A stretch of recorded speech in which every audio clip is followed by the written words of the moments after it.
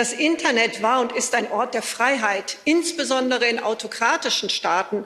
Und diese Freiheit zu bewahren, das ist unsere wichtigste Aufgabe. Aber heute ist die Sorge darum riesig. Falsche Informationen verbreiten sich mit atemberaubender Geschwindigkeit. Hass und Hetze verdrängen Frauen und Minderheiten aus dem öffentlichen digitalen Diskurs. Und auch das bedroht die Meinungsfreiheit. Aber wie konnte das geschehen in den letzten 20 Jahren? Heute sind es wenige monopolartige Unternehmen, die darüber maßgeblich entscheiden, was Menschen im Internet überhaupt zu sehen bekommen. Und deswegen brauchen wir jetzt eine neue Gesetzgebung für digitale Dienste und neue Regeln für den Wettbewerb. Und was sind dabei die dringendsten Aufgaben? Wir müssen zunächst einmal einem Werbegeschäftsmodell ein Ende setzen, das Menschen ausspioniert und ihr Verhalten auch manipuliert. Und diese Chance müssen wir auch nutzen, um unsere Qualitätspresse deren Finanzierung wieder auf sichere Füße zu stellen. Denn wir brauchen sie so dringend in Zeiten der Unsicherheit. Heute gehen nämlich 3/4 der digitalen Werbeeinnahmen in Frankreich und Deutschland zum Beispiel an Google und Facebook.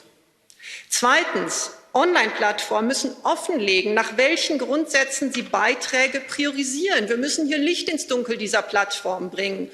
Und Nutzerinnen und Nutzer müssen die Möglichkeiten haben, ihre Timelines nach eigenen Wünschen zu gestalten. Und drittens brauchen wir ganz klare Regeln für den Umgang mit illegalen Inhalten. Das heißt detaillierte und verbindliche Notice-and-Action-Verfahren. Transparenz und demokratische Kontrolle also. Und das sind auch unsere Leitwerte für künstliche Intelligenz. Künstliche Intelligenz muss den europäischen Prioritäten dienen. Und das sind im Moment zuallererst der European Green Deal, denn unsere dringendste Aufgabe ist immer noch der Klimaschutz. Aber wenn es um Menschen geht, dann brauchen wir strenge Regeln. Denn wir wissen, dass künstliche Intelligenz ein guter Diener ist, aber ein schlechter Herr. Und wir wissen, dass künstliche Intelligenz Schieflagen aus der Vergangenheit wie Rassismus oder die Benachteiligung von Frauen in die Zukunft projiziert und uns deshalb in der Vergangenheit verankert. Und das wollen wir nicht. Und zuletzt, wir müssen europäische Grundrechte auch bei künstlicher Intelligenz wirksam durchsetzen. Und das wird nur gehen mit einer europäischen Stelle, die die Interessen der europäischen Bürgerinnen und Bürger auf Augenhöhe mit den global agierenden digitalen Unternehmen vertreten kann. Danke.